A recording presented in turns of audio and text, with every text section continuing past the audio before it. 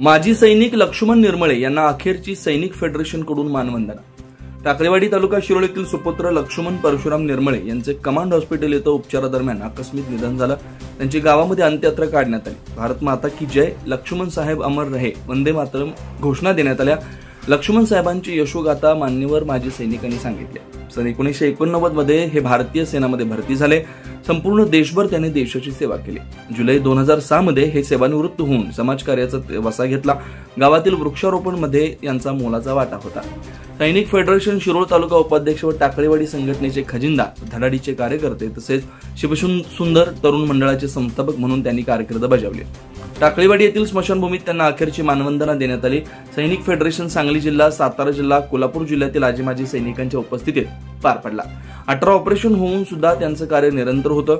ताईबाई मंदिर बांधकामामध्ये यांचा मोठा पुढाकार होता। त्यांच्या पश्चात पत्नी, मुलगी असा परिवार आहे। यावेळी समस्त समाज, गावातील नागरिक मोठ्या संख्येने उपस्थित होते।